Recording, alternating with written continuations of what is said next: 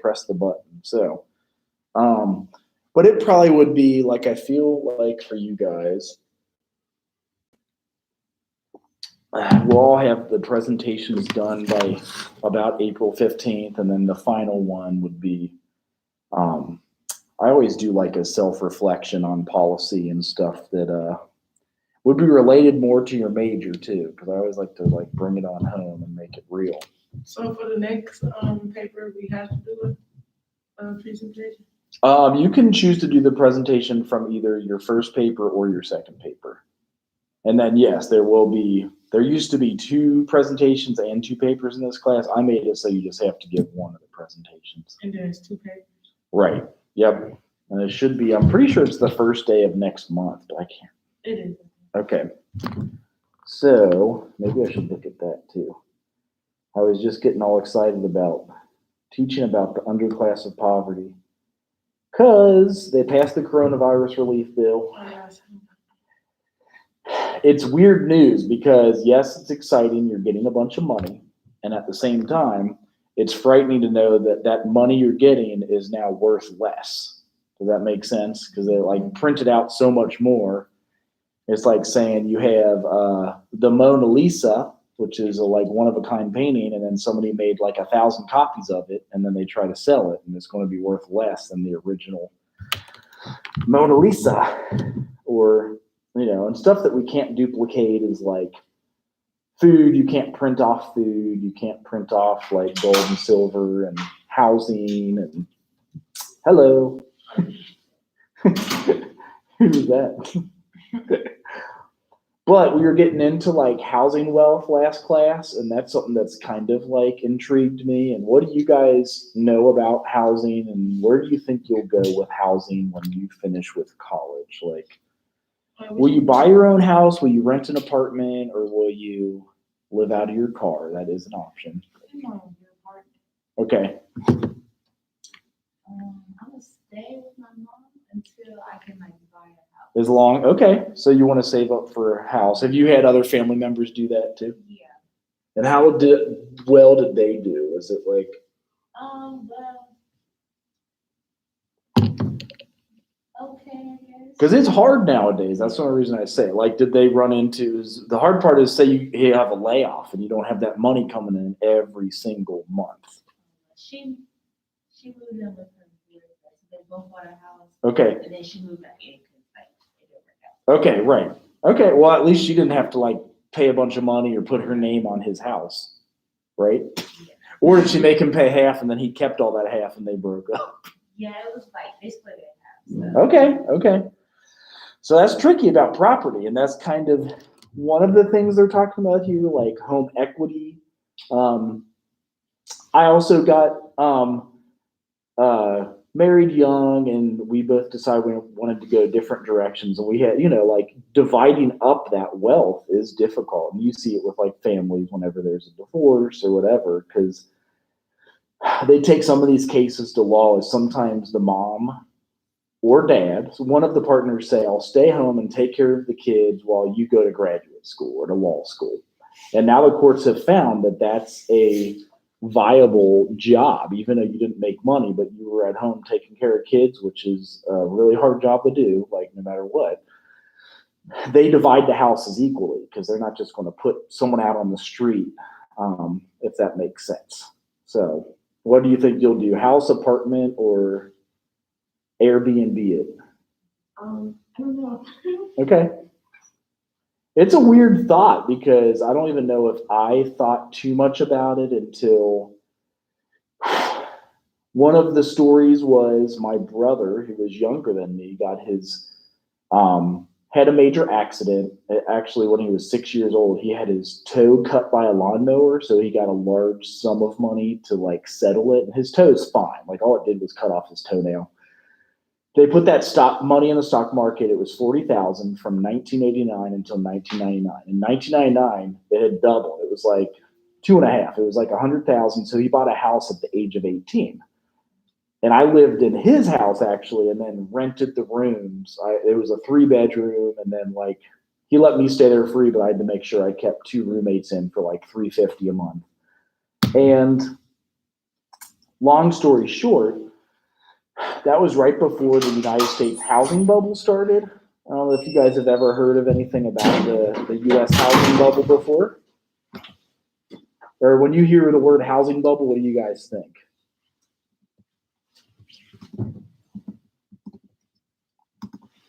Or any type of a bubble, what do you think?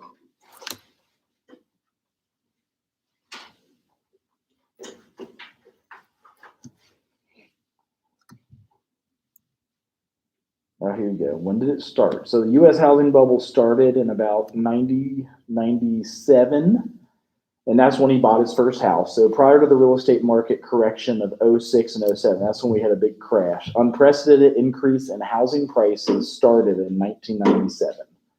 And it had wide-ranging effects on the economy of the United States. One of the most direct effects was the construction of new houses. We'll see if we can get your all's question answered, unless if any of you want to speak up. So what is the housing bubble? They say these bubbles are caused by a variety of factors, including rising economic prosperity, low interest rates, wider mortgage product offerings, and easy to access credit.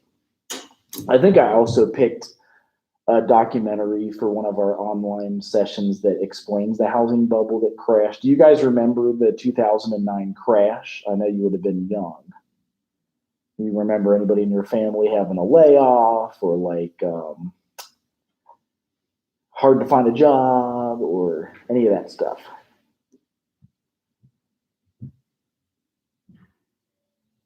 So here's what caused the bubble to burst in 07.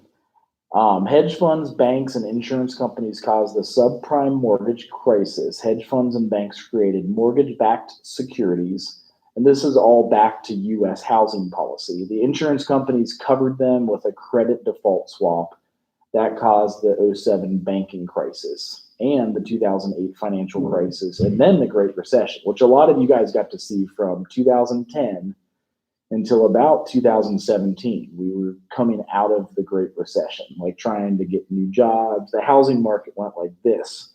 I bet if I look at images, they'll show you like kind of a.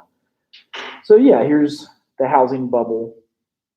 And then when it burst, you see the burst. So it's getting big and expensive to buy a house, and then it pops. And it's like kind of, you'll see that same chart everywhere. So maybe I'll ask it this way. When the person that you know that got the house and they got it together, what year did they buy it? Was it like last year or 2 years ago? Okay, so they were expensive then. Housing prices, I'm pretty sure 2018 is like here. So it topped for a little bit and then it started going back up. So right now it's really expensive to buy a house. Did they decide on anything after they split up? Like here, you can have some of the money back or? Okay, right. Those are the complicated questions. But it's weird because it's a policy that affects all of us. Like, where are we going to live? And then I'll ask, the only one I haven't asked now is you. When we graduate, if you have thought about it or you think about it now, would you consider buying a house, renting an apartment, or what are the other options? Airbnb or living out in your car? Right now, I plan on moving to Georgia. So we're, me and my friend talked about like roommates for an apartment. Mm-hmm. Okay. Do you know how much apartments are down there? A decent one starts at like 11. So you need at least 3 or 4 roommates, is what you're thinking. Like, No, well, if we have decent jobs, that's true. The both of us should be fine. But if it's anything higher than like 1,200, then maybe 3 roommates. Right. Were you both looking for jobs then when you graduate? Mm-hmm. Which job would you look for? Something quick. So something quick that pays good. I know for me, I don't mind working like warehouse jobs or factory jobs. Mm-hmm. So start off, they make decent money. They're at least 15 an hour, I feel like. Mm-hmm. Did one of you say you did Amazon last summer and it was paid well? I worked at Crocs and then I worked at P&G. Okay, P&G? Mm-hmm. Do they have a warehouse? Mm-hmm. Is it like the toothpaste and the? Yeah, everything. So I worked from L'Oreal to Olay to Tide and Game. And do they pay well too? Mm, 12, 13, 14, 15? $12. Okay, The okay. pay keeps going down. So, oh, it keeps going down. Yeah. Holy crap. When I worked there, That's weird. in the summer, I made 14.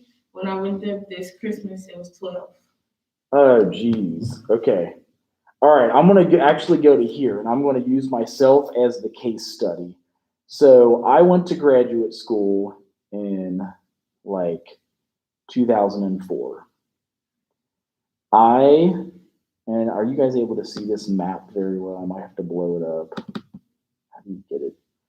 Are you able to kind of see? Actually, okay, so this is 9/11. Let's just say that right there, September 11th. So that's the middle of the housing bubble. When I went to graduate school, what is everybody's major again? I know you're like in education, criminal biology and Chemistry. okay. So when I graduated, I did not have a good job opportunities. I was a psychology major, whatever you would call a good job opportunity. So I went to graduate school. I did a master's in social work. This is kind of fun, and I'm telling on myself.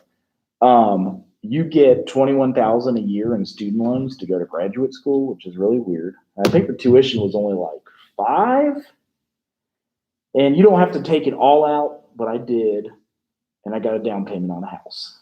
So I bought a house actually, it was really 05. I bought a house right here, which kind of sucked because it was the top of the housing prices then. So within a year and a half, the price of my house went kaboom. It crashed. I think I bought it for $110,000. It was $400 a month. I got 2 roommates. I charged them both $310 a month. So I was still able to pay my mortgage and whatever. Luckily, I stayed in that house for 12 years. So it came back. Actually, I almost want to see if I can draw a line on it because I bought it. It'll be funny if it would be the same. I bought it in 05, so right here. And then I sold it really in like 16. So I almost sold it, it came back, which is what happens with bubbles and housing and all that. So I was able to sell my house. I think I bought it for $110. I also stayed in graduate school to get my doctorate. And I continue to take out $21,000 a year, so that's not recommended. If you guys know, I did 10 years, $21,000 of student loans every year. You can do the math. It's not hard. I was really in grad school for 12 years. So I got the house. I put solar panels on. That was like $15,000. I put geothermal heating and cooling on. That was like $10,000 or $15,000. I did a lot of work. I turned it into a 3-bedroom, 2-bath or 2.5 bath to a 6-bedroom. I turned both the garages into like rental spaces. I kept renting it for money. And when I sold it, it was a 6-bedroom and a 4-bathroom. It wasn't a huge house, but moral of the story, I sold it right about here. So I sold it for $141. So I bought it for $110. I sold it for $141, but I probably put that much into it. I put the solar panels on. Bought another house in Kennedy Heights, Ohio, Cincinnati. It was probably like $155, so I had to pay a little bit more for that. Did the same thing, put on solar panels. Because again, when you choose to live somewhere, you always need electricity, you always need heat and cooling wherever you live, and water. So I even tried to put on like rain barrels for the garden and things like that. Anyway, I bought that house in 16 for $155. The crazy part about this bubble is I sold it in 19 for $209,000. It kind of blew my mind. Yes, I argued that I put on that much. So from 16, which is like here, the last 3, I sold it in 19. I probably put $15,000 in solar panels, $10,000 in geothermals. I was still in grad school until 2017, pretty much. Bought the house for $209. That sold it for $206. Sold it for $209. Bought a new house for $206. So that's like the housing bubble. I paid $800 a month in that middle house, for my mortgage. I paid like $650 a month for the first house in my mortgage, and now I have $1,000 a month mortgage, which kind of sucks, but you know, it just barely covers it. I put on solar and geothermal. Now they say my house is worth $245,000. Stupid. I don't think it's worth 204. I put on solar panels and geothermal. It could be close to that, but they don't even know that I put on solar and geothermal. You guys know how to look up housing prices? Do you ever go here on your board? This might be something you do when you graduate. Oh, yeah. You know what I'm talking about? What zip code is anybody from that you want to look up your housing prices? 4203. I'll put mine in next because it's oh, come on. I want to skip this. I just want to see the damn houses. So there you go. Is it a house or an apartment over there? Okay. So not that we're going to look at yours, but the interesting thing is seeing the way that the prices go up and down. Sometimes when you remove the remove the boundary, you can see all of them. Or is that too many? Is it Columbus? 4203. Yeah. Detroit. Where is it? Detroit. Oh, right. Okay. It sounded like Columbus for a second. Should I look more on the left or more on the right? Because I remember them saying stuff about Detroit housing. That one actually looks kind of refinished. Oh yeah, they redid that, didn't they? And then if you go into here, what's even more, yeah, price and tax history. So this always blows my mind. This is how you can see the housing bubble. If you're able to see the full history. Sometimes it's been in the family for like 45 to 55 years. So you don't get to see, oh yeah, you get to see the public tax history. So they had to pay $721 on taxes that year. And then you can see the complete tax history. $630, $1,200. Well, that's right after the bubble popped. So long and short of it, would that be expensive in that neighborhood to buy? Oh, What? See how much that one is? Is this a different? Yeah, Dang. that's in Harlem Park.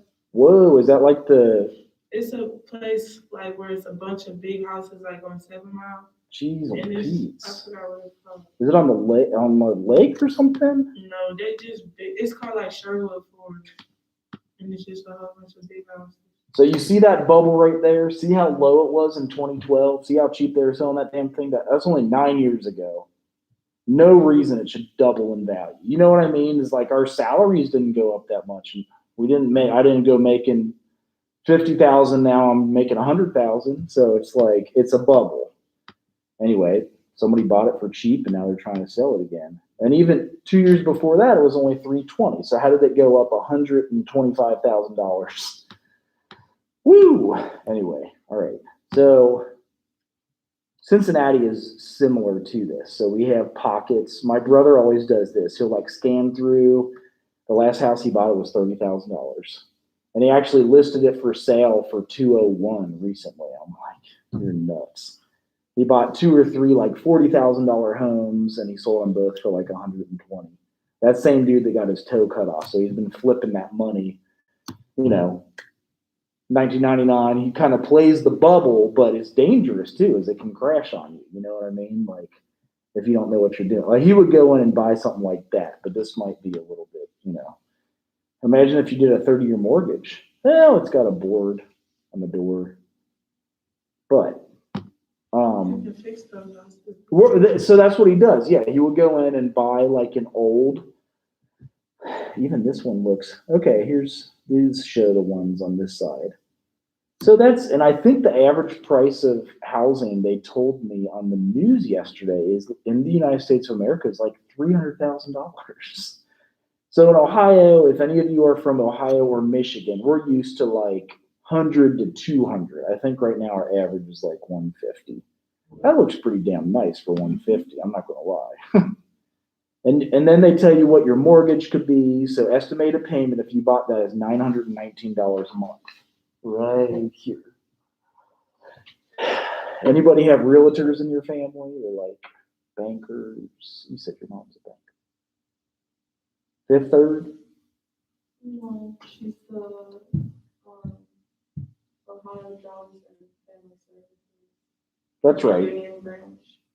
Okay, so she deals with like loans and stuff too. So the reason I like these a little bit too, if they let you go inside, you can look at all the freaking pictures. You know what I mean? Like this. So, and you know, why are we interested in this? What does this have to do with American policy? Housing policy is huge because for a while we were supposed to have a low inventory of homes. And oh, am I signed in? That's kind of funny if I am. Does it know your current location? So actually in Xenia it's pretty dang cheap. I was kind of shocked at what Xenia prices look like. They're still getting up there though, because there's 295, there's 200, there's 13, 240. So this is probably when I was looking, and I don't even want to know what some of these are costing right now. So I almost took a job in the other side of Ohio. It was oh, there's my house I sold. So this is Kennedy Heights, the neighborhood. Jeez, Pete, that's insane. I bought this for $155, and it was literally only 5 years ago. And so the mortgage was like $800 a month. It's not bad. Like if you rent, how much do you guys pay for rent? If any of you rent right now? Like 6, 7, 8. Okay. And that's why I bought a house. I'm like, dude, I could buy a house and own it for the same price as I'm paying for a rental. And yes, you have to cut the grass and do stuff like that. So they have a public view and then they have a private view. If I'm logged in, this probably is giving me the. And then this was the one in Kentucky I bought for $110,000. So here's the public view. So this I bought in 06, right? Oh my gosh. And it just shows you what the housing bubble goes to. So when I sold it, this dude did not want the solar panels on top. It was a little teeny tiny little house. You try to make it look good in your pictures. You're like, hey, come by my house. It's pretty. It really was a piece of crap. I'm surprised that I sold, but you make it look good. You know what I mean? Like you make the bed, you clean, hide all the crap in the closets. We probably put it in storage. You make those rooms look huge and they're not. They use the bubble camera. So it's probably a room that's like, I mean, it wasn't a big house at all. That bathroom was tiny. Like you bang your elbow on the shower. That room was horrible. You hit your head on the ceiling. You're like, and that room was half bad. I had a little greenhouse and geothermal. Oh yeah, I did have those. See, so I put those on. I was trying to sell it for like, at least get my money back. You know, it was like in the bubble. Sold the little garden and that was her apartment. That's funny. So that's kind of like what it looked like to do housing back in 2006, and then I sold it in 2016, and we bought this. And I kind of did the same thing. We were able to get this for $155. I cannot believe they say it's worth $225.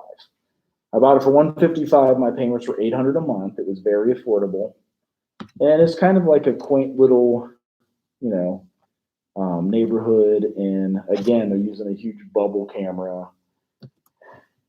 There was like a little leak. I had to climb up on the roof because it was leaking here, and I had to paint it 6 times before I sold it. So you got to do some work to sell it. But we made it look good. You know, I had my little picture of. I'm going backwards. My mom painted that one above the fireplace. The fireplace didn't work. Stuff like that. We made it look real good. That kitchen was tiny. I don't know how they make it look big, but it's like for real, like, you know, that much space between. But then the bubble camera blows it out like, oh yeah, this looks good. And so when I sold it, it had the same thing where you hit your head on the ceiling upstairs because it had the roof. This was, you can actually see the damage on the ceiling. That became a fight. 3 sellers were like, dude, you got mold in your ceiling. I'm like, no, I'm not. No, I don't. Yes, you do. No, I don't. Then we inspected it. I had mold in my ceiling, so they were right. So we had to dig it out. We dried it out. It was because we weren't supposed to use the bathroom upstairs as a shower. And anyway, long story short, I was able to, this is a house I could afford. It was like $800 a month. As a teacher, you don't make much right now. They pay us like 47, so that amounts to, really it's only like 600 or 700 a week. I figured it out. So some jobs pay more. I dug my geothermal in here. So in the backyard, I dug, it's heating and cooling. And you see the solar panels I put up on this because I was trying to make it energy efficient. There's a picture of the garage. My friend said, you've got to get that picture off because it's going to ruin the sale of your house. I think they double it. So anyway, we were able to, in the bubble, I sold this house for decent enough money and it was fine. So I don't know if it has, what I have now, and that's okay, but I'll keep that one. So yeah, you guys have options. You'll graduate. You're probably already getting the credit card offers in the mail. Whenever you turn 18, they try to get you to get a bunch of credit cards and blow it up. And that's just what they do. You know what I mean? Because every time they lend you $1,000, the bank, or if you put 1,000 or even 100 into the bank, they're allowed to lend out 9 times what they give you or what they have in the bank. They're allowed to put loans out for cars, houses, whatever. And it's called the financial reserve system. So that is housing, and that is the housing bubble. So if you look at that, do you think that we're at a bubble again? Is it going to keep going up, or do you think we're going to have another rounded top? Like, nobody knows. I would have said 3 years ago we were at the top again. So this explains it too. It says inflated the housing bubble. Prices were up 59%. So to buy a house, and to say the one I was living in for $800 a month, and it's true. Now you have to pay $1,200 a month to buy that house, and that's freaking expensive. Like literally, I'm at 1059 right now, and even today I was looking, and I'm like, "Hey, honey, how much do we owe on the water bill?" Because she's like, "Do you need me to send you $10?" I'm like, "Yeah," because it's tough. Like they let you live off of just enough. You have just enough, and there's some that are doing well, and long story short, it's kind of getting into, I hate when I do this. So that's your housing wealth. And the dangerous part is some people now, when they see the housing prices go up, they say, okay, do you want to refinance your house and then borrow $30,000 from your house? And that's dangerous because say that your price is up to $230,000, you borrow that $30,000 out.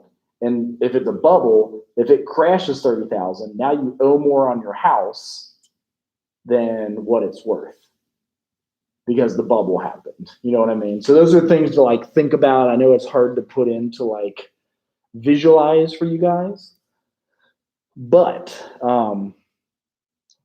I think that might be why my brother may be smart or up to something. He buys a piece of crap that like has dead animals in it and cleans it out and paints it and fixes it.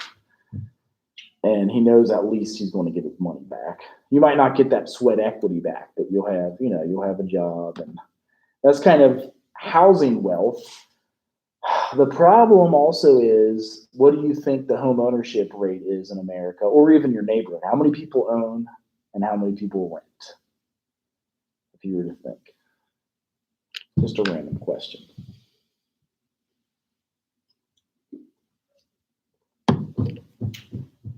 I think it's 50% home ownership, like population wise, only about 40.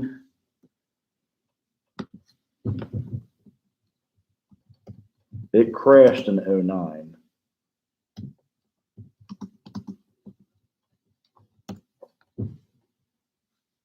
Okay, I was going a little low. It's actually 65. Home ownership rate is a little bit higher again lately. Oh, this is a good question. But only 38% of them own their house outright, which means the banks own your house until you finish paying your mortgage. And usually they're like, $100,000. And you pay it over 30 years. So it's kind of like, what is 100,000 divided by 30? Like 3. That's per year. So that would be, that's a cheap mortgage. So that's kind of the housing. Is it worth being mortgage free? Like, this is a debate my parents have because they're 75. My dad could be mortgage free, but he doesn't want to be. He likes to, you get like a tax write-off on the interest of your mortgage payment. So some people, even though they could have it paid off, they go ahead and take out another mortgage and just pay it little by little because you get to write off on your taxes something with a mortgage. Average debt balances, you guys are Gen Z, right? Ages 18 to 23. So your average debt balance is already $9,500. That might include student loans. Does that sound about right? Or is that kind of a Generation X? That's me. America has an average of 90.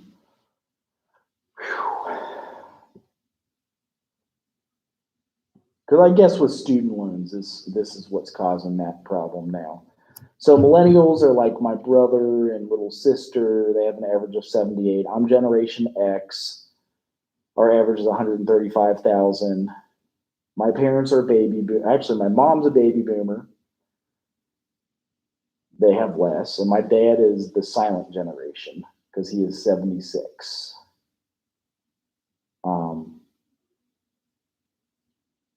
They say he has $40,000 worth of debt. So it's kind of a strange debt bubble. Did you all see the debt clock the first time I opened it up in here? Is that interesting to you, or is that just weird crap? You're like, is it make things into perspective, or is it confusing? Okay. It's just I wish somebody had done this with me when I started taking out all my student loans. So ours are supposed to be forgiven, though. If you teach or practice social work or work at like a public university, you pay 10 to 15% of your adjusted gross income for 10 years, and then they forgive it.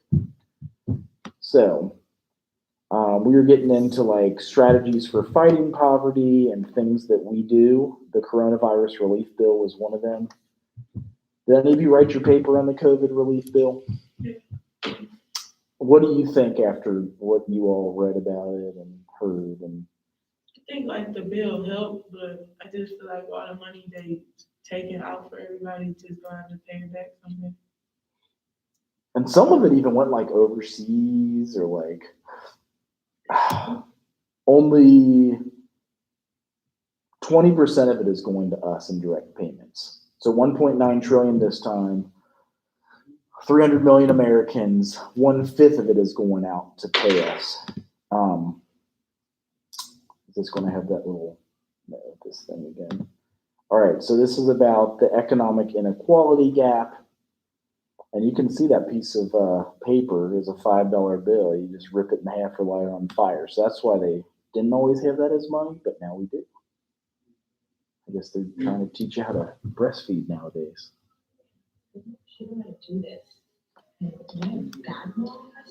We bought 4 pumps for my wife, and she still wasn't able to. It's tough. I didn't know we'd have a commercial like this, but that's interesting. All right, in case you're having a kid in a few years, that's what you get to. Free to mom. We do use that they have it for boogers and. For 40 years, the U.S.-led global economy has produced an enormous improvement in human welfare. Since 1981, the proportion of the world's population living in extreme poverty on less than $1.90 per day has fallen from 42% to 10%. But in countries with advanced economies, that's misleading also, because it probably is only 10% of the population, but we only had 4 billion back then. Now we have almost 8 billion. So there's still the same number that are in poverty. means inequality of income and wealth has surged. And nowhere has it surged more than in the U.S., where reliance on free market forces has been strongest. That magnifies rewards for those at the top and leaves most others behind. The trend helps those with higher levels of education and hurts the less educated. It lifts residents of major cities while leaving those in small towns behind. For growing numbers of Americans, it's just harder to get ahead. That's a pretty big stat too, and you guys may come up against this. I think that we're the first generation to deal with it. As the 30-year-olds earning more than our parents. Like my dad's generation, he was born in 1945, almost all of them made more money than their parents. But if you were born in 84 and after, only about half make more than their parents. Why does this happen, and what are the consequences? Here are 5 causes. The cell The phone? digital revolution creates enormous wealth for those with the skills and preparation to take advantage, but it eliminates what economists call middle skill jobs. Computer software and industrial machines now fill roles from clerical tasks to routine manufacturing that once produced middle-class incomes for workers without college degrees. One of those forces is technological progress that has increased the value of abstract problem solving, interpersonal communication, organizational skills, things that highly educated workers tend to be very capable of. It simultaneously devalued a lot of cognitively intensive but repetitive tasks in offices and production lines, and so kind of hollowed out the set of job activities available to non-college workers and sort of pushed them arguably downward into personal services, food services, cleaning, security, transportation, repair, where their skills are more interchangeable with other workers and where there's less of a return to experience over the life cycle. And so that has contributed to downward pressure and wage pressure and economic insecurity for the less educated. So it's really kind of created a great world for the highly educated and a much less economically secure and inviting world for people who don't have high levels of education. Competition from emerging economies like China's, combined with reduced trade barriers, have further reduced prospects for workers without advanced skills. That's had devastating consequences in sectors such as textiles and furniture and leather goods. Do you guys know what textiles are? Because I never knew what that was. I always thought it was something like that you built houses out of. I that's what I thought it was, and I had to look in. It's clothing. So it's like drapes and clothes. And like, so what they're saying is we used to make most of that in America, like jeans and t-shirts. And where do you think we make most of those nowadays? Right. So we've lost all those jobs, what they're saying. So like we've kind of been pushed to, you can either go to college and get like an educated job, which you guys are doing, or not go to college, and that's the alternative. Story of really of the century, and certainly of the last 50 years, has been China's rise. China going from a poor and backward country, perpetual political and economic crisis, to a frontier manufacturer with pretty well educated, highly available, skilled labor using modern technology. So China marched up the productivity technology frontier between 1980 and the present at a rate almost unseen in history, and because it was so vast, because it had so many people, so many resources, so much land, it could become a manufacturer for now at this point more than 20% of all world manufacturing value added. That's not just a function, that's not a function of trade deals. That's primarily a function of internal developments in China, the decision to allow free mobility of labor, to adopt Western technology and foreign direct investment, and to start trading with the world. And that had a big effect on the United States, even in the 90s. But when China joined in 2001, that further opened. So a lot of people blame Bush and Clinton for this. So in 2001, when China joined the World Trade Organization, they started making like everything. So your cell phones, our computers, our laptops, or even some cars. Did you guys ever hear those stories where like people making iPhones were jumping off the tops of buildings though and killing themselves because they were like just out of despair in China because like that's all they did all day long. They were trying to work them faster and faster and faster, and a lot of them just kind of got overwhelmed. And they started putting nets on the buildings so people couldn't jump off of them and stuff like that. And it's like just because of this and that. This was what you know how many phones you've got, and then you're like, what age do you guys get phones nowadays? Is it like 12 or 10 or 15 or? Like 10. Like 10. Okay. So yeah, we were giving them all that, but then we also didn't make anything here in the United States. So that was kind of like the flip-flop, and some challenges came from that. China also has, have you heard of the one-child policy? Which I think they finally ended it most recently, but for a while they only allowed you to have one kid. What type of kid do you think they usually chose? The boy. And now, what do you think that's done to their balance? Real shortage. By how many? I have no idea. Is actually kind of staggering. Would it be man or men? Woman shortage in China or man? M-A-N? Women? Just put men and women ratio in China. They also allowed people to like it's ultrasound if they saw it was a girl. There was a big story on it last year, and there's 30 million women short in China, which is crazy. The United States only has 320 million people, so that would be like 10% of our population. They're missing 30 million women. India's missing 35 million women. And there was a huge story on just like kind of what that's done. You know what I mean? Is like you say, well, it will balance itself out. It's okay. The world is overpopulated. We should knock one of them off or something. But China and India have 70 million more men than women, pushed by poverty at home and sucked by China's dramatic shortage of women. So there's several stories on that if you want to look it up. It's just like, whoa. Had no idea. So now really the woman is, like for 30 years they wanted to keep the man. Now that they got no woman. So it's like interesting. And it's kind of going back into patriarchy and things like that. The floodgates, and it had a dramatic accelerating effect on the rate at which competition entered the U.S.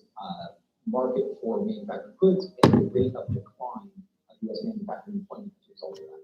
Over the course of just 7 years, about 20% of all U.S. manufacturing jobs disappeared. And then they fell by another cumulative 11 percentage points during the Great Recession. So about 1 in 3 manufacturing jobs no longer existed that had existed around 2000.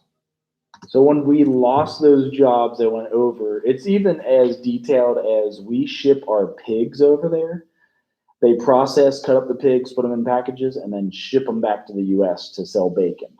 Like that's how shortage our workforce is, and cheap because it could be $2 an hour over there, and we got to pay $12 to $15 an hour over there. So like, screw it, I'm just sending it over there. So it's caused a bit of a Breakthrough firms such as Apple and Amazon now attract revenue across the world, which produces immense jackpots for the executives who lead them and for the American cities they call home.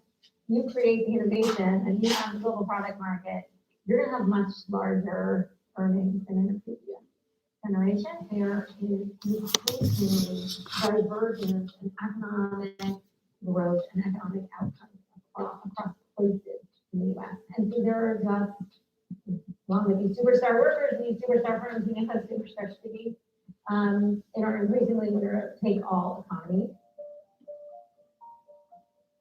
Meanwhile, the share of workers represented by labor unions has dropped by half, shrinking their power. So this is another one. Do any of you have parents that work for a labor union or have a union on their side?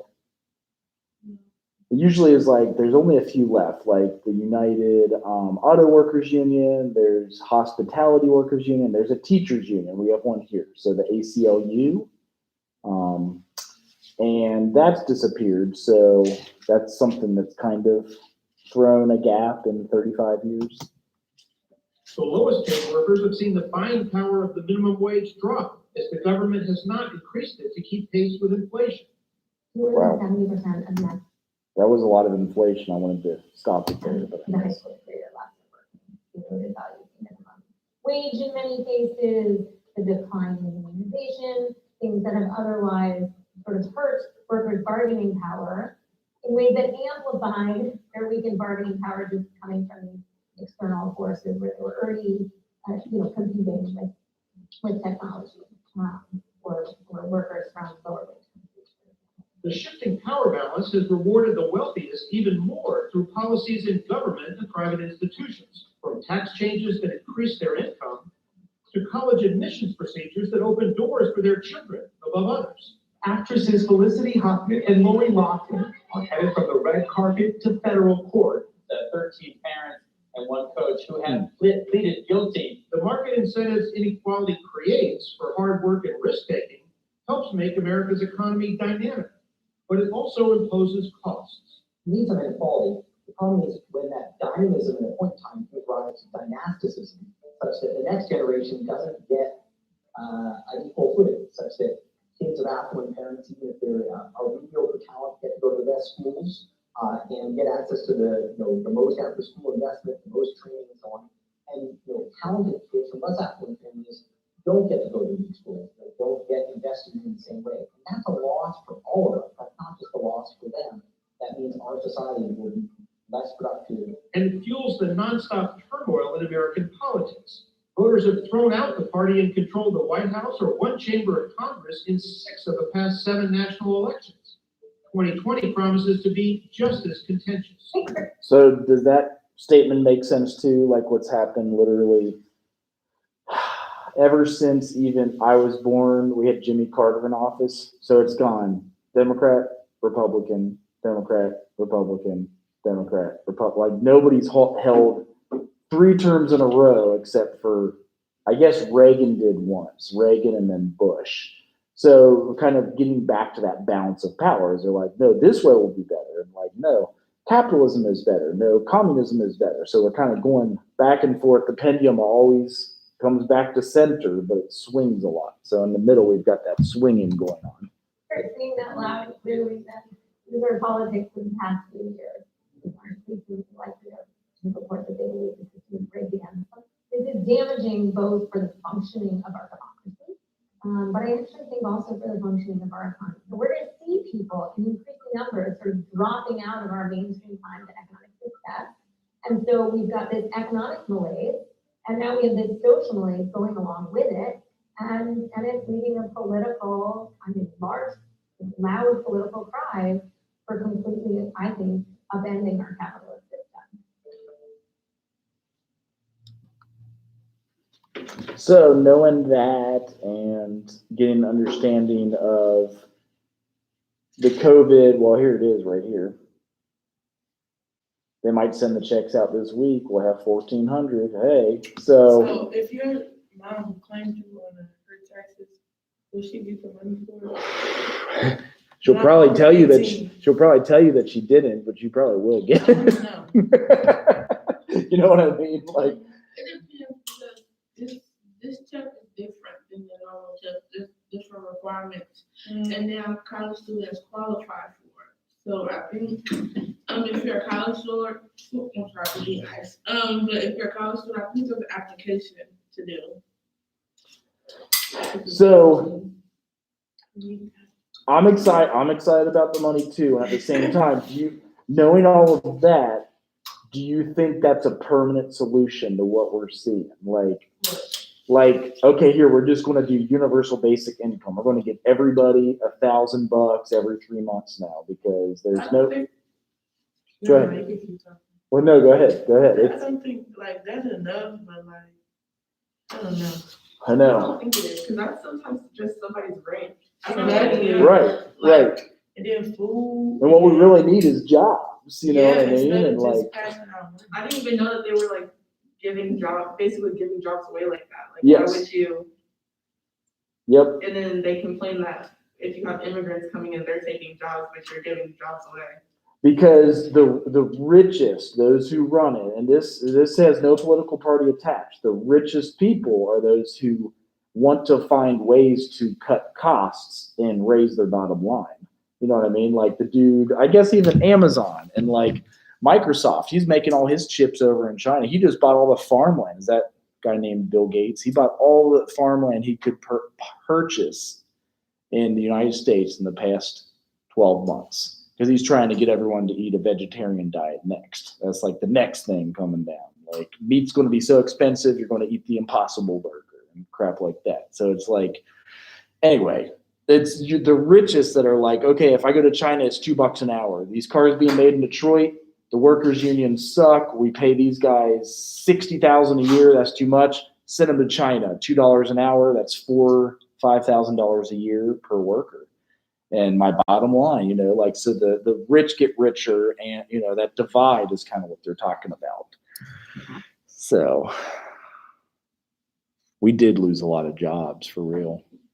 I thought this should be a minimum because it was this video that I was watching, and it was Canadian, and she was saying in Canada they get their first check was like two bands, and they've been getting it every month. But not only that, when they were having like there's like this kid thing or whatever, but the government pays them to have kids. Oh, because they have like a shortage of population up there. I don't know if it's a shortage or what, but Okay. like so kind of like child support, but Yeah. by the government. Okay. So the government, she was saying like when the baby is first born, you get more money when the baby is born, and then up until they're 18, the government pays you to have the baby. Okay.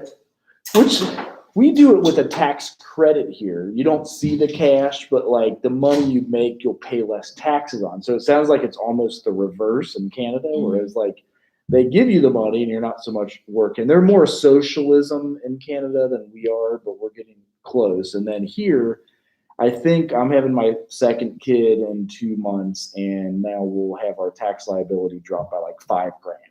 So it seems like there's $5,000 in your pocket. You're just paying less taxes. But yeah, I mean, so again, those are the policies we try to keep some form of equality. People, you know, the number one cause of a revolution though is when people are hungry. You know, when we start getting to the point where we're out of inexpensive food and cheap food and things of that nature. And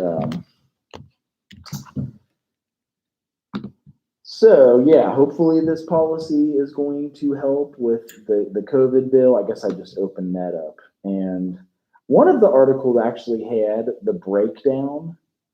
Was this today? I guess he signed it. And did that one just say when? Because you were asking when are we getting the money? Here it is. And that's why, you know, these are hot articles. Here's when the IRS will start sending out the stimulus checks. So he signed it today. I think that's dated today. It has to go to the House first, and it goes to the Senate, then it goes to the President. Is March 10th today? Yesterday.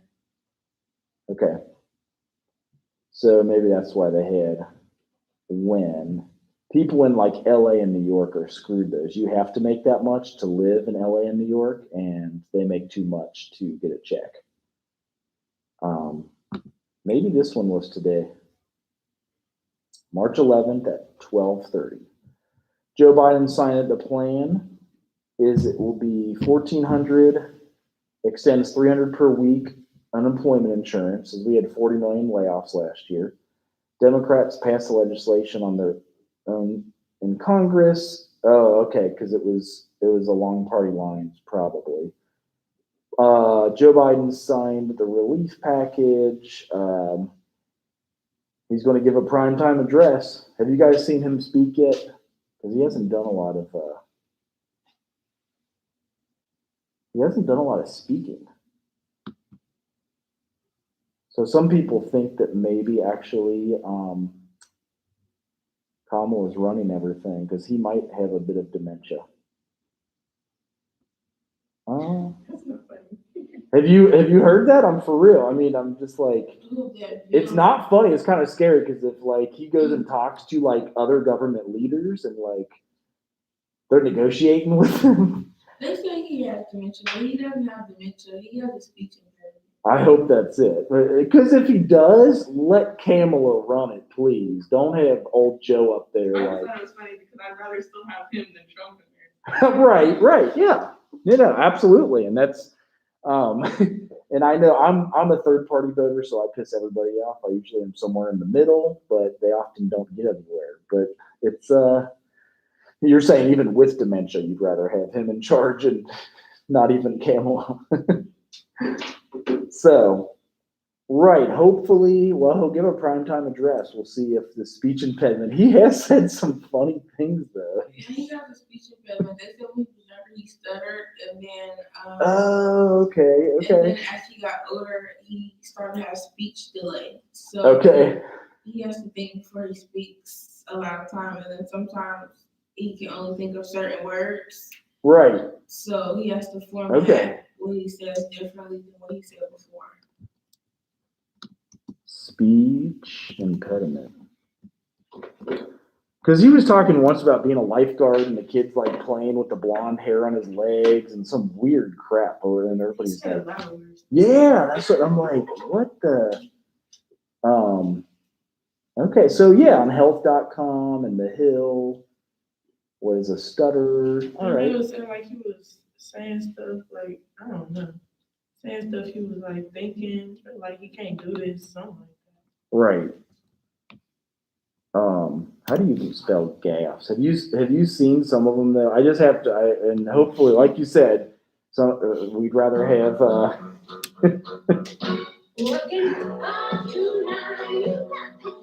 Five to nine. And I'm sure they do these with every president, but if these are real, I just hope What it's. kind of country is going to be? 4 more years of Georgia, going to find ourselves in a position where if Trump gets elected, we're going to be in a different world. Look, I never forgot what President Kennedy said about going to the moon. He said we're going, you know why? Because we refuse to postpone. Let's not postpone and get out of the rain. God bless you all. Thank you. Well,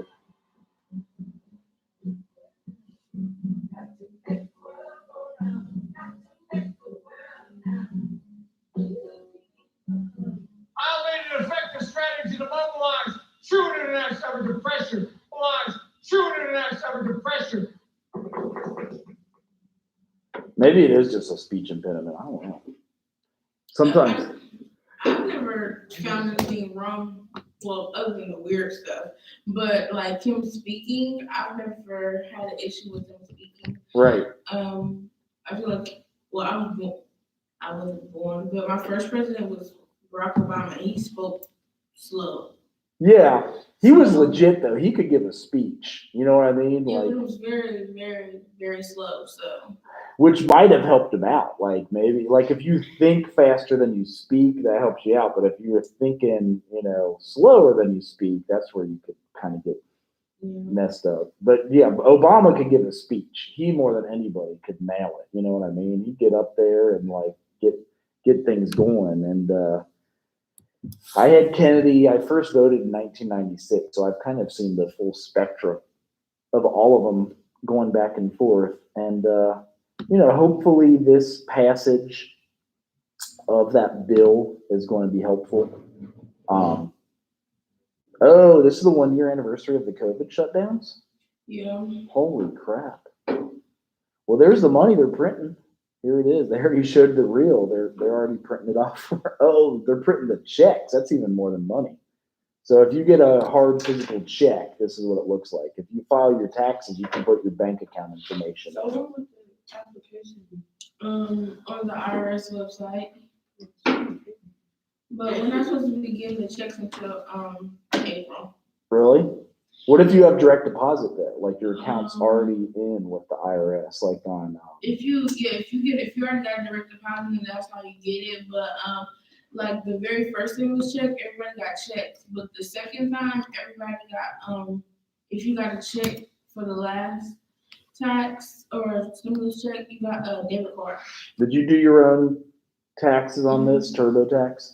So is that kind of that's what you want to do? It's not even if your parents claim you, are you allowed to type in your stuff on TurboTax? Dang. Because there's a question, there's a question on the tax thing. In order to file as a dependent or independent, you have to state that nobody can value. Okay, So if you put that, then that messes with your parents' taxes. right. Yeah, because if your mom claimed you, that means she paid $5,000 less.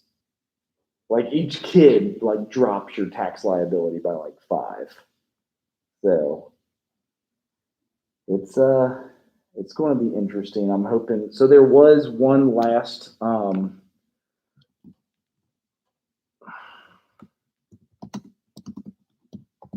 I don't know how many articles are out on this yet, but there was a few videos I saw the other day.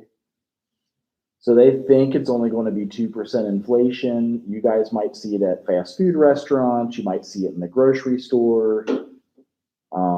They say it was only at 1.6%. So that says like if you bought something off the dollar menu, it only went up to $1.50. I feel like inflation's a little bit higher than that. It's higher than that because McDonald's used to be $1, now it's 1.10. Right, yeah, so that's 10% right there. That's so you know, I always try to do my own research, but and they're saying this like it's a good thing. That's what concerns me. They're like, this means the economy is good and it's getting better. Whenever there's inflation, you have a hot economy, and it's like China. And so, anybody ever talk to you guys about inflation? We haven't seen much in our lifetime. Even your all's like only the last time it was really bad was 1978 and 1979. But to finish off, I know we're done in like 5 minutes. Something about inflation just to give us a greater understanding. They might explain what the stimulus check will do to the When does the inflation. stimulus check start arriving?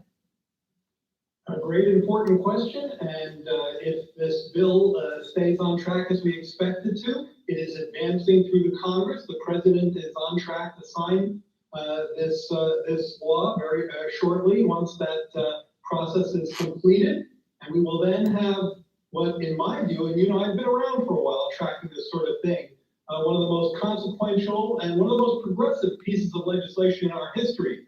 To directly answer your question, $1,400 in checks to 158.5 million American households going out, starting to go out days after passage. So we're now pretty confident that we have this architecture well underway. We've been to this part of the rodeo before, and that's what we're looking at. One of the criticisms of this legislation, Jared, is that it's just too much. It's a lot of money, $2 trillion, almost 10% of our entire economy, and it's not targeted enough. And one of those places I wanted to ask you about was the money that's going to go to states. States are going to get money. Many of them need them, but many of them do not, like Utah or California, which is in surplus, or Florida. Why are those states getting emergency rescue money? So a lot there to unpack, and at least one of your calculations I want to challenge. The reason you came to 10% of GDP is because you're assuming the whole plan spends out in 1 year. That's not the case according to the Congressional Budget Office, which has it scored out more gradually. Now, to be clear, the checks and the unemployment coverage get out right away. I think probably that's one of the most important things listeners can understand. And as you yourself pointed out, Sarah, if we don't pass this within the next 5 days, enhanced unemployment benefits for 11 million people will expire. I also would take issue with looking at the states strictly from a perspective of the revenue hole. I mean, that's part of the calculus here, and I understand why people want to look at it. But you also have to understand that one of the key goals of the American Rescue Plan is to finally put this virus behind us. And every state in the union needs help doing that. It needs top-down government coordination in terms of logistics of the type that this administration has been providing, especially compared to the last administration. And not just controlling the virus, but producing and distributing the vaccine. So you can't put the revenue side to the states. You also have to look at the cost side. Jared, do you think inflation and interest rates will rise as a result of this bill, and by when? Interest would be bad. I think what we are seeing here is a very important distinction, and I've been tracing these numbers pretty obsessively, including as I was waiting to come on, I was clicking through and looking at them. is the difference between heat and overheat. So I know that there are concerns out there related to overheating problems, and of course that is always. So he's trying to say inflation is okay. It's a good thing. I don't know. Against the risks of doing too little, of putting the virus behind us, of providing relief for families and businesses, safely reopening schools, getting the checks out, getting the unemployment insurance out. And if you consider the spend out point that I made to Sarah earlier, if you consider how much slack there still is in this economy, with an unemployment rate for blacks of almost 10% and Hispanics of 8.5%, so there's a lot of slack out there. And when you consider that some of these benefits are going to be saved before they're spent, but I think that puts some downward pressure on the overheat concerns. And once this does get passed, what do you think will be the top priority for the economic team for President Biden? Are we talking tech regulation, or are we talking more stimulus and infrastructure, tax increases? What will be the focus? It's a great question because and the way I look at it, and more importantly, the way the president looks at it, is So then we might have a bill soon to build new highways and like infrastructure. That's kind of the idea.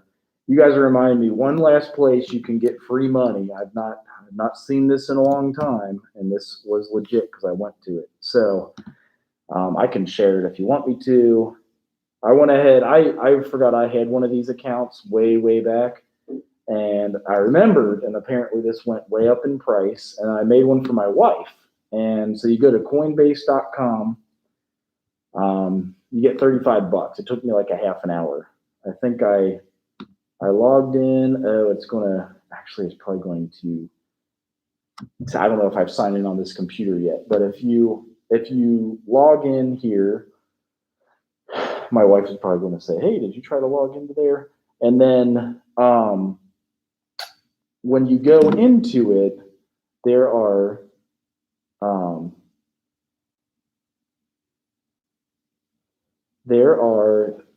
four different coins that I guess they're trying to start. Have you guys ever heard of Bitcoin? Mm-hmm.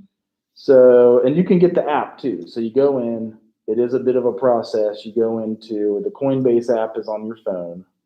And I know this, I guess, will be on the video. And you go into like the home or whatever. It takes a while to get in, but you basically have to prove that you all have a driver's license.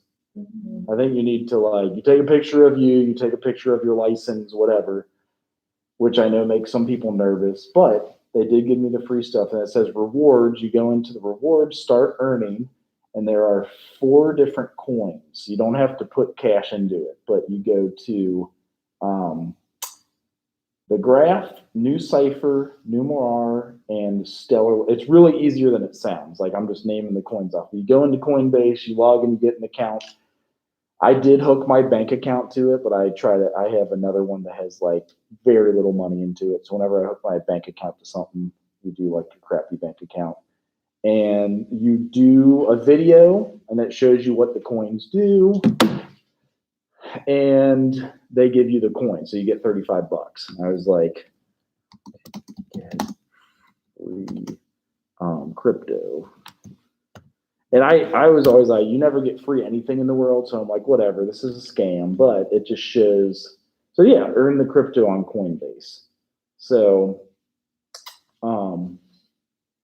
I guess there's tons of them that are doing it, but they offer $167 in free cryptos. I didn't know that. That must have been old. So, I ended up getting my wife $50. I got myself $50. It was pretty easy. And it is in crypto, so I'm just keeping it in there in case cryptocurrency goes way up. Like it could go to 100,000. It's supposed to be going up. We're supposed to be going to electronic dollars. Right, yeah. So that's why I was like, you know what? I'm going to go ahead and get this. I'm going to Coinbase.com. I'm signing up. I verified it was me. I took their quizzes, and now I have this is exactly how you do it. Step 2, scroll down to these. You watch their videos, and then on the quizzes, they're so easy. You click on the wrong answer 3 times. You're like, wrong, try again, wrong, try again. And they're like, right, you get $9 in cryptos. And I'm like, sweet. So you don't even have to really think about it. It's kind of brainless. And you go log in, and you may have to hook an account to it, but you don't have to put any money into it. And you get $35. This is saying it's $165. I think it's only 35. But it goes up like 2% a day sometimes. So by next year, it will be like $100. And you can take it out. That's why it's nice when your bank account is hooked to it, because you just shoot that money right in your bank account. If you're short, you ever get short on bills by like 10 or 20 bucks? Try not to, but it happens. So that's how you do it. Yeah, Coinbase earn offers. And this was published 160. I would say it's more like $35 of free cryptos. If you share it with friends, yeah, $10 bonus. Okay. But you do have to buy for that. I like what's just free and I don't have to put any money into it. So anyway, if anybody's interested in a free $35, that's how you do it. Not a requirement to pass this class. Because that's all I've got. We're out of time. It takes a while to sign up. It's probably a half an hour to sign up and do the little videos and quizzes, but I feel like $35 in a half an hour, that's $70 an hour. I'll take it every day. We barely make like out of the teens per hour. So the next essay is gonna be on what? Let's get into here. It's probably obviously more policy, but I'll get you to the exact. Did I put you a due date one in there too? Is it okay? Social justice topic, like child labor. So topic examples are access to clean water, food, shelter, human dignity, how poverty affects human rights, exploitation of children. You could do it on human trafficking. Human trafficking, right to adequate health care, how climate change impacts developing countries. We actually have global cooling going on. So climate change, we may have a mini ice age, which is crazy. It's going to affect food production. We're going to have less food because the sun is our main source for that. My favorite topic, refugees, minorities, poor, migrant workers. That's what I wrote my dissertation on. Because the refugees we had at St. Leo's were all like asylum status, like they came over because they were in danger. Censorship of textbooks, landfills to proximity of homes of the poor, industrial pollution, how it often affects the poorest, apartheid, slavery, access to social services, cultural competence in social work, practice, fair wages, like the minimum wage could be one. So if you're doing your presentation on the second paper, the presentation should discuss chosen social justice topic as well as thoughtfully and thoroughly explore how it's a matter of social justice, like why we should have fair housing, fair food supply and water supply, issue with social work practice, accompanying paper, and the paper is really just 2 to 3 pages. Reflection, APA style on why it's a social justice issue and why it's important to have access to adequate food, decrease in the poverty level, decrease in air pollution, so clean air. So it's really just kind of a reflection on why. So you say I can do minimum wage? Yeah, you can do, that's one right here. So, and they even give you a citation for that. So fair wages, I don't know if that link works, but yeah, if you did why and how fair wages are important. Is this posted already? It is, yeah. This has been up since like a few weeks ago. It's not due until April, but April's coming fast. It's like 3 weeks away from now. So say that I had signed up for the 3rd week of March, I present next week, right? Yeah, you could present on your first paper. Is that what you're asking? I don't know, 'cause my first paper is kind of wonky, but like, I Okay, don't know.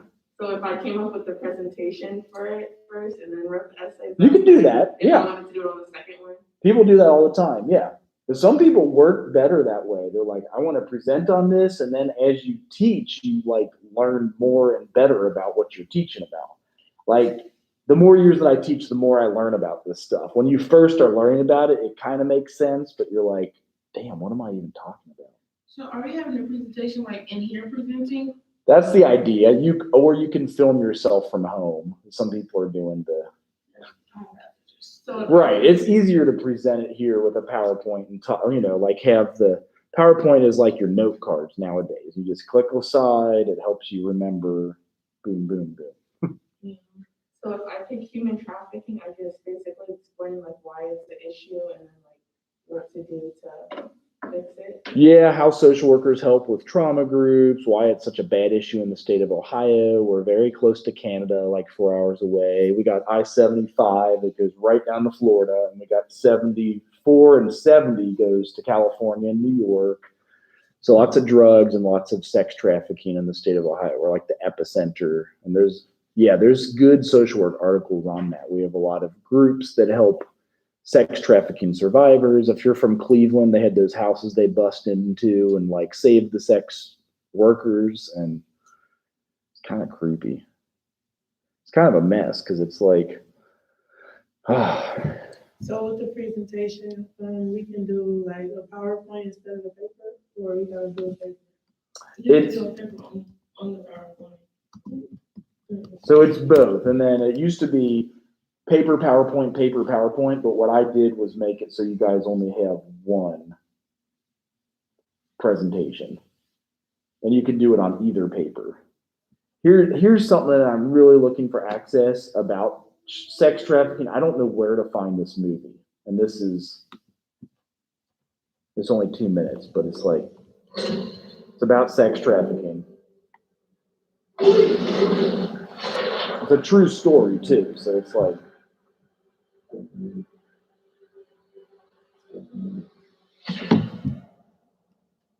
I don't think I can do this job, Tim. As soon as I lay down, all these videos get spaces. How long have you been doing this? 12 years? How do you do it? It is the fastest growing international crime network that the world has ever seen. It has already passed the illegal arms trade, and soon it's going to pass the drug trade. Simão Timoteu, tu rescataminhos verdade?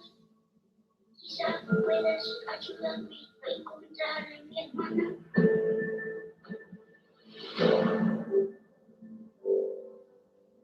Imagine walking into a room right now, seeing an empty bed. What would we do? For Homeland Security, you know we can't go off rescuing kids in Colombia. It's a job. Tear it into pieces. This is my moment to just put those pieces back together.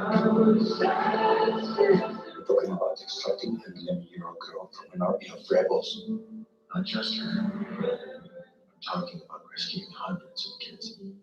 She could be a block down the road, or she could be in Moscow, Bangkok, LA. Over 2 million children a year are being sucked into the deepest recesses of hell. We do nothing. Someday it's gonna reach the likes of you.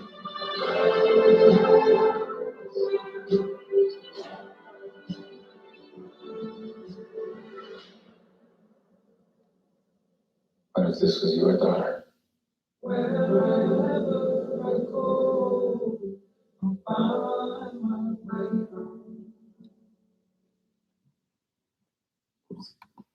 crazy. That's a movie that just came out. And that is a true story. That's what it's like, God, that's kind of messed up. I know. I think there's a happy ending. I hope there's that, and it's a true story too. So it's like, oh, gosh. She just texted me back. Did you need the code to get into here? It's probably expired by now, isn't it? How long do they give you? All right, y'all too. Get your free money though. Cryptocurrencies. Coinbase.com. $35.